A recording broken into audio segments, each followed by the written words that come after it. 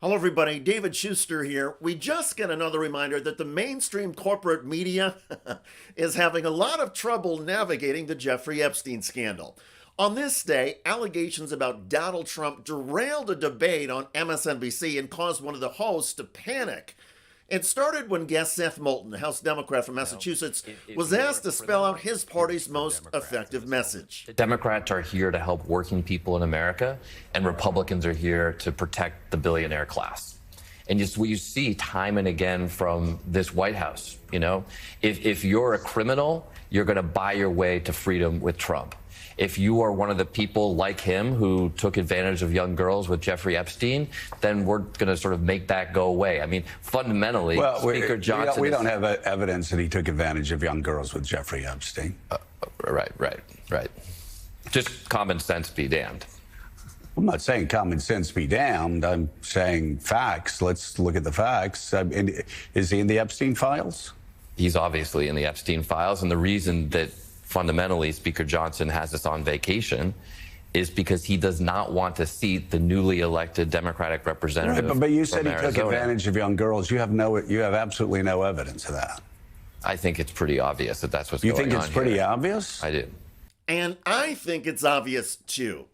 Donald Trump and Jeffrey Epstein were close friends for 15 years. Journalist Michael Wolff interviewed Epstein repeatedly and said Epstein showed off several lewd Trump photographs. I remember very vividly 3 of them. There are 2 in which Trump is, the girls, topless girls, are sitting on Trump's lap. And then a 3rd in which he has a stain on the front of his pants. And the girls are kind of pointing at it, sort of bent over, laughing. A few weeks ago, Attorney General Pam Bondi was asked about the existence of these photographs in the Epstein files, and she refused to issue a denial. There's been public reporting that Jeffrey Epstein showed people photos of President Trump with half-naked young women. Do you know if the FBI found those photographs in their search of Jeffrey Epstein's safe or premises or otherwise? Have you seen any such thing? Senator Whitehouse, you sit here and make salacious remarks, once again trying to slander President Trump left and right. That was not a no. Bondi could have said, I have not seen such photographs, or no such evidence exists. Now, back to MSNBC. The cable channel's corporate owners could be sanctioned and face regulatory challenges if Donald Trump sees something he doesn't like. And amidst Congressman Moulton's claim that Donald Trump took advantage of young girls, MSNBC host Joe Scarborough tried to tamp this down by seeking help from a reporting colleague. That's what's you going on. You think it's pretty here. obvious? I do.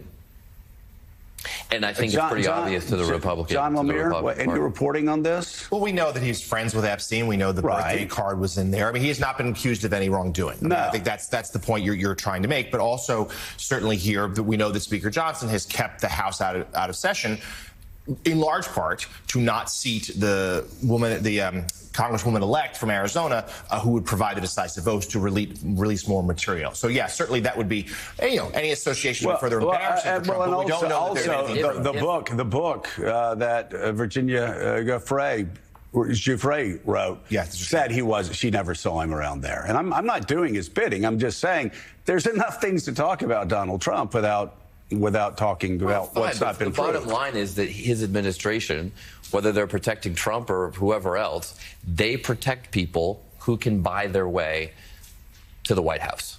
Joe Scarborough, though, was still steamed. A guest had gone on his program and set off a bomb, the claim that Trump took advantage of young girls. The allegation on a morning cable news show could have infuriated Donald Trump and gotten MSNBC into a legal fight with the Trump administration.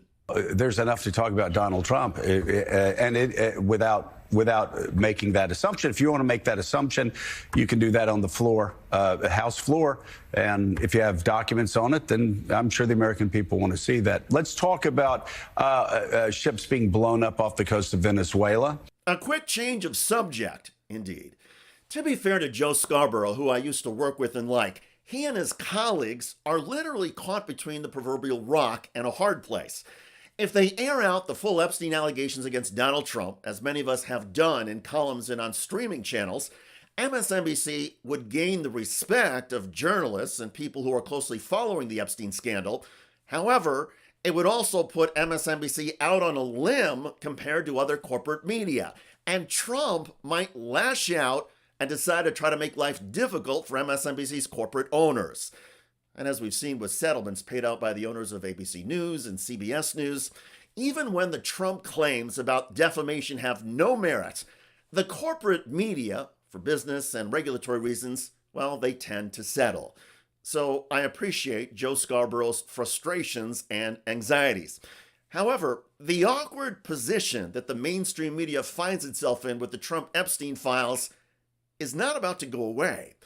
Eventually, the government shutdown will end, Congresswoman-elect Adelita Grijalva will get sworn in, and there will be 218 signatures to force a House vote on releasing all the Epstein files.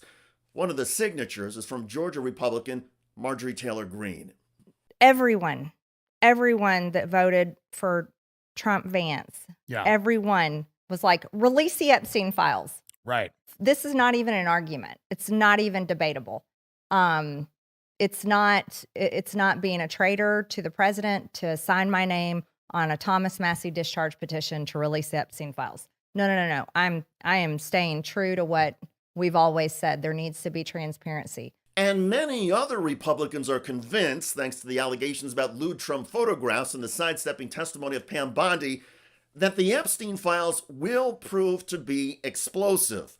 So to get out in front of the damage that's coming, several Republicans are preparing to vote to release all the Epstein files and have told Democrats that the margins will be overwhelming. What a Republican told me, he told me that when that vote happens, it's going to be what they call a, quote, jailbreak. Right. He said you will see over 100 Republican members vote for it. Wow. Because they know that their constituents are demanding it. So it's all coming out. And when it all does come out, few Republicans think they will be able to survive an election year if they are seen as being a Trump protector or defender. For the corporate mainstream media, the equation, though, is different. The bet is that the public will not punish news organizations that are last to report on the Trump-Epstein photographs and evidence. And while detailing the materials now could be described as investigative journalism, the cable and broadcast channels believe the safer path at this moment is to sit back. Trump's wrath can be brutal. And as we all know, the cable and broadcast news industry is first and foremost a business. By the way, the Trump administration's prosecutor in the James Comey and Letitia James cases has made another string of mistakes. Lindsay Halligan now faces ethics sanctions for disclosing secret grand jury material to a reporter. Here it is, Anna. Lindsay Halligan here in the subhead of this. This is from Lawfare, published on Monday. My signal exchange with the interim U.S. attorney about the Letitia James grand jury. It's not just problematic, it's a crime. She could get locked up for that. And again, it's a sign of her inexperience. She was an insurance lawyer. When she indicted James Comey, that was her 5th day on the job. The 5th day she had ever been a prosecutor. So she literally does not know what she's doing. Check out that video at the link below. It generated a lot of comments on YouTube. One of the most popular was from Chuck, who wrote, to be fair, Trump did say that smart people don't like him. So, of course, he surrounds himself with morons. Indeed. I look forward to reading your comments about the alleged Trump evidence in the Epstein files, adding to the challenges for the mainstream media. I'm David Shuster. Thanks for joining us.